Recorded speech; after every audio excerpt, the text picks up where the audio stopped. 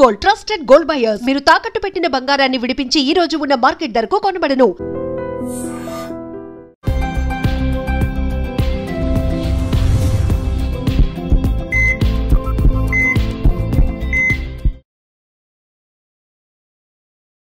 నమస్తే, welcome back to iDream media. మన ఆయుర్వేదం ప్రోగ్రామ్కి అందరికీ స్వాగతం. నేను మీ ఝాన్సీ. సో ఈ రోజు టాపిక్ వచ్చేసి పక్షవాతం. పక్షవాతం వచ్చినప్పుడు ఈవెన్ వాళ్ళ పనులు వాళ్ళు చేసుకోలేకపోవడం, పూర్తిగా ఎదుటి వాళ్ళ మీద డిపెండ్ అవ్వడం, ఇది కుటుంబంలో నిజంగా చెప్పాలంటే చాలా దుర్భరమైన పరిస్థితి అని చెప్పుకోవచ్చు. సో ఈ సిచ్యువేషన్స్ నుంచి ఎలా బయటపడాలి అంటే దాని నుంచి కాస్త కోలుకోవడం, తన పనులు తాను చేసుకోవడం, కాస్త నడవడం, ఇలాంటివన్నీ ఎలా చేసుకోవాలి, అసలు పక్షవాతం రావడానికి గల కారణాలు ఏంటి తెలుసుకుందాం. ప్రస్తుతం అంతా ఉన్నారు చిట్పొట్ల మధుసూదన్ శర్మ గారు. సార్తో మాట్లాడి ఈ విషయానికి క్లారిటీ తెచ్చుకునే ప్రయత్నం చేద్దాం. నమస్తే సార్. నమస్తే అమ్మా. ఎలా ఉన్నారు సార్? బాగున్నానమ్మా. అన్ని డిసీజెస్తో కంపేర్ చేస్తే పక్షవాతం అనేది డిపెండెన్సీ ఉంటుంది పక్కన వాళ్ళ మీద. ఏ పని చేసుకోలేకపోవడం, ఈవెన్ కొంతమంది అయితే తినడానికి కూడా అవ్వకుండా తినిపించాల్సి వస్తూ ఉంటుంది. సో అంటే అంటే అబ్బాయిల్లో తీసుకుంటే, అంటే పెద్దవాళ్ళల్లో మగవాళ్ళలో తీసుకుంటే స్మోకింగ్ హ్యాబిట్స్ కానీ డ్రింకింగ్ హ్యాబిట్స్ కానీ ఒక 20 ఏళ్ళుగా డ్రింక్ చేస్తున్న వాళ్ళకి ఇది ఎక్కువగా వస్తున్నట్లుగా జనరల్గా చూసే సినారియో ఇది. అసలు పక్షవాతం అనేది ఎందుకు వస్తుంది, రావడానికి గల కారణాలు అనేవి ఏముంటాయి? పక్షవాతానికి కారణాలమ్మా రక్తపోటు, అంటే సర్వసాధారణంగా బీపీయా? బీపీ. ఎగ్జాక్ట్లీ. ఓకే. బీపీ ఉన్నప్పుడు పక్షవాతం రావచ్చు, షుగర్ ఉన్నప్పుడు పక్షవాతం రావచ్చు. అదేవిధంగా జెనెటిక్ ప్రాబ్లమ్, అంటే పెద్దలకు ఈ ప్రాబ్లం ఉన్నటువంటి పరిస్థితి ఉన్నట్లయితే వచ్చే తరానికి కూడా వచ్చేటువంటి అవకాశం ఉన్నాయమ్మా. తర్వాత ఈ స్మోకింగ్, తర్వాత ఎక్కువగా లిక్కర్స్ తీసుకోవడము, తర్వాత ఓవర్ వెయిట్, ఇలాంటివన్నీ కూడా ప్రత్యక్షంగా పరోక్షంగా పక్షవాతం వచ్చేదానికి కారణమమ్మా. ఈవెన్ మానసిక ఒత్తిడి కూడా అమ్మా, ఎలాంటి కారణాలు లేకపోయినప్పటికీ మానసిక ఒత్తిడి, స్ట్రెస్ ఎక్కువ ఉన్నప్పుడు కూడా పక్షవాతం రావచ్చు అన్నమాట. సో ఇలాంటి కారణాల వల్ల మెదడులో ఏం జరుగుతుందంటేమా, సో సర్వసాధారణంగా మరి ఒకవైపు కుడివైపు రావచ్చు, లేకపోతే ఎడం వైపు రావచ్చు, ఎలాగైనా రావచ్చమ్మా. సో ఈ యొక్క పక్షాఘాతం సమస్య కూడా పురుషుల్లో ఎక్కువ వస్తుంటుందమ్మా. స్త్రీలతో పోల్చుకున్నట్లయితే పురుషుల్లోనే ఈ యొక్క సమస్య ఎక్కువ కలుగుతుంటుంది. నేను చెప్పినటువంటి కారణాల వల్ల ఈ యొక్క పక్షాఘాతం సమస్య వస్తూ ఉంటుందమ్మా.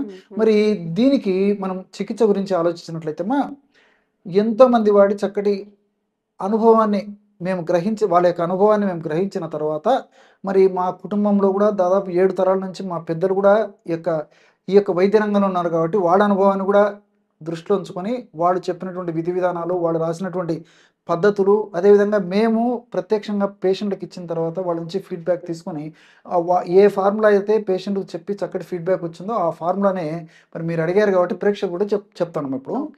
సో కేవలం 3 పదార్థాలమ్మా. అక్కల కర్ర, కొంచెం ఖరీదు ఉంటుందమ్మా ఇది. అక్కల కర్ర, ఒక మొక్క యొక్క వేర్లు, ఎండిపోయినటువంటి అక్కల కర్ర వేర్లు మనకు దొరుకుతాయి. మంచి పొడి కూడా దొరుకుతుందమ్మా, పౌడర్. మనం విచారించుకొని పౌడర్ తెచ్చుకుంటే సరిపోతుంది. సో అక్కల కర్ర కొద్దిగా ఖరీదు ఉంటుందమ్మా అది. సో అది ఒక 25 గ్రామ్స్ అక్కల కర్ర పొడి. అక్కల కర్ర గుణం కూడా ఏంటంటేమా, ఈవెన్ ఒక పెసరగింజ ప్రమాణం నాలుక మీద వేసుకున్నప్పటికీ చిమ్మ నాలుక అంతా తిమ్మిరెక్కిపోతుందమ్మా. అంత అత్యంత శక్తివంతమైనటువంటి ఔషధ గుణాలు, రసాయన పదార్థాలు ప్రకృతి మాత నిక్షిప్తీకరించి మానవాడి సంక్షేమం కోసం దాన్ని ప్రసాదించడం జరిగిందమ్మా.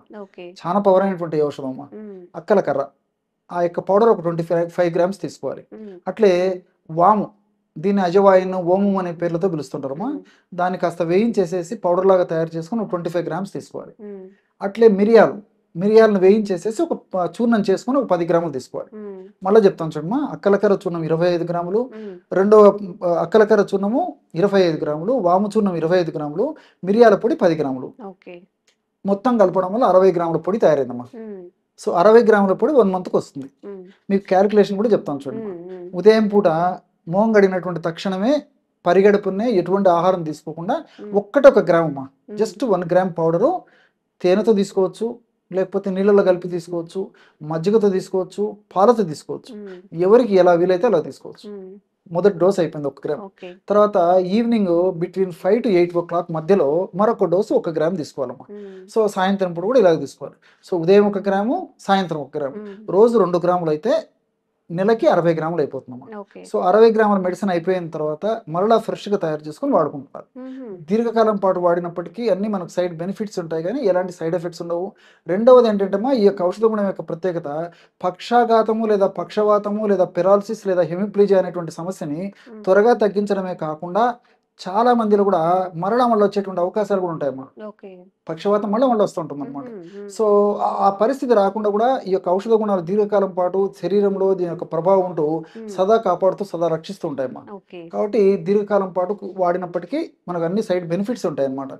సో ఈ విధంగా 60 గ్రాముల ఔషధం అయిపోయిన తర్వాత మళ్ళీ ఫ్రెష్గా తయారు చేసుకొని వాడుకుంటున్నారమ్మా. ఇది కడుపులోకి. మరి పైపూత మందుగా ఎలాగ వాడుకోవాలంటే ఎలాంటి ఔషధం వాడుకోవాలంటే మిరియాల పొడి ఒక 100 గ్రాములు తీసుకోవాలి. 100 గ్రాముల మిరియాల పొడిని 1 కిలో నువ్వుల నూనె కలపాలమ్మా. కేవలం ఈ 2 పదార్థాలే. నువ్వుల నూనె కాస్త వేడి చేసేసి ఆ వేడి చేసినటువంటి నువ్వుల నూనె కిందికి దించేసేసి మిరియాల పొడిని అందులో కలిపేసారు. నువ్వుల నూనె మరిగించాల్సినటువంటి అవసరం లేదమ్మా.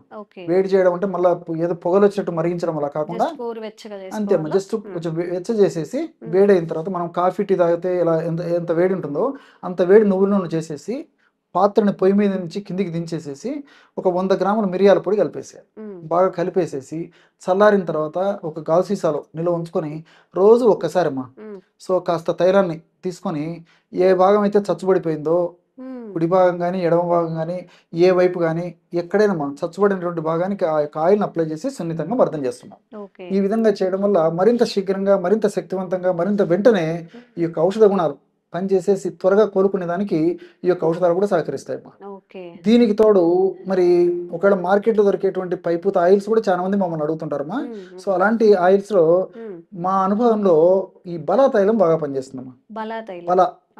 బల అనేసరికి తుత్తూరు బెండ అని చెప్పేసి అంటుంటారు మా. తుత్తూరు బెండ మేము చిన్నప్పుడైతే మరి చిన్ననాటి కాలంలో ఈ మార్క్స్ గుర్తులు బట్టల మీద కందెన గుర్తులు వేసేదానికి చిన్నప్పుడు వాడుతుండేవాళ్ళమ్మా. ఎక్కడ పడితే అక్కడ ముక్కలు దొరుకుతుంటాయమ్మా. సో దువ్వెన చెట్టు కాయలు అంటుంటారు. సో వాటితో తయారు చేస్తారు మా. తుత్తూరు బెండ అంటారు. అది బల, దాని పేరే బల. అంటే నరాలకు అంత శక్తిని కలుగజేస్తుందని చెప్పేసి. సో బల అనేటువంటి మొక్కను ఉపయోగించి ప్రధానంగా బలా తైలాన్ని తయారు చేస్తారు మా. మనకు ఆయుర్వేద ఔషధ విక్రయశాలలో దొరుకుతుంది. బలా తైలం ఇదం శ్రేష్టం వాత వ్యాధి వినాశనం అని చెప్పేసి చెప్పడం జరిగింది. అంటే వాత వ్యాధులను నిర్మూలన చేసేసి అత్యంత చక్కగా అద్భుతంగా పనిచేసేటువంటి ఔషధాల్లో అగ్రగామిగా ఉన్నటువంటి ఔషధాలలో బలతైలం ఒకటి. వాతదోషం ప్రధానంగా ప్రకోపించి వాతదోషం వల్ల కలిగేటువంటి లక్షణం కాబట్టి పక్షవాతం జబ్బు కాబట్టి పక్షవాతము అటువంటి వాతదోషాన్ని తగ్గించేందుకు అద్భుతంగా పనిచేసేందుకు ఈ బలతైలం కూడా ఉపయోగపడుతుందమ్మా. సో కావాలంటే బలతైలాన్ని కూడా తెచ్చుకొని నేను చెప్పినటువంటి పద్ధతిలో సున్నితంగా మర్దన చేసేసి 1 గంట సేపు ఉండి స్నానం చేసినప్పటికీ చక్కటి ఫలితాలు కలుగుతాయమ్మా. కాబట్టి మిరియాలు నువ్వులతో కలిపి ఔషధంగా తయారు చేసుకుని పైపూత మందుగా వాడుకోవచ్చు. లేని పక్షంలో బలతైలాన్ని కూడా వాడుకోవచ్చు. మరి కడుపులోకి మాత్రం నేను చెప్పినట్లమ్మా ఈ యొక్క అక్కలకర్ర, తర్వాత వాము, అదేవిధంగా 3వ పదార్థం మిరియాలు కలిపి చెప్పాను కదమ్మా, ఆ యొక్క ఔషధం వాడుకుంటే సరిపోతుందమ్మా. ఓకే. సో ఎవరైనా కానీ పక్షవాతం వస్తుందేమో, సార్ చెప్పారు స్టార్టింగ్లో జెనెటికల్గా కూడా వచ్చే అవకాశం ఉంటుంది అని చెప్పి, కాస్త శరీరానికి ఎక్సర్సైజ్ ఉండాలి. సార్ చెప్పిన అన్నీ కూడా గుర్తుపెట్టుకొని ఒకవేళ ఎవరైనా పక్షవాతం ఇప్పటికి మీకు పక్షవాతం వచ్చి ఉన్నట్లయితే ఈ నువ్వుల నూనెతో చెప్పిన ఈ మెడిసిన్ని ట్రై చేయండి. మీ ఇంట్లో ఎవరికైనా పక్షవాతం ఉన్నా కానీ వాళ్ళకి కాస్త అలా మర్దన చేస్తూ ఉండండి. తప్పకుండా మంచి ఫలితం వస్తుంది. ఈ వీడియో ఎవరికైతే యూస్ఫుల్ అవుతుంది అనుకుంటున్నారో వాళ్ళు కూడా ఫార్వర్డ్ చేయండి. Thank you sir. నమస్తే. Sir, one life lesson what medicine has taught you. Whatever you can do without expecting. But I really believe మన పాజిటివ్ యాటిట్యూడ్ ఉంటేనే మనం ఏదైనా సాధించగలం. గట్ ని మనం కరెక్ట్ గా డీల్ చేసినట్లయితే అది మనకి పాజిటివ్ హార్మోన్స్ ని రిలీజ్ చేస్తుంది. షుగర్ వచ్చిన వాళ్ళ పరిస్థితి ఏంటి? పొట్ట దగ్గర పెరిగితే దాన్ని ఆండ్రాయిడ్ అంటారు. ఆండ్రాయిడ్ ఫోన్ కదా. అసలు థాట్స్ ఎందుకు వస్తాయి? బ్రెయిన్ డెడ్ అంటే దానికి ప్రపంచం అంతా కూడా కొన్ని నిర్దిష్టమైనటువంటి లక్షణాలు. మానసికంగా ధైర్యంగా ఉంటే క్యాన్సర్ జయించవచ్చు. You are a doctor for a cause sir. అంతే. వాళ్ళకి వచ్చిన ఆదాయం కాకుండా ఫ్రీ సర్వీస్ ఎంతమందికో చేస్తుంది.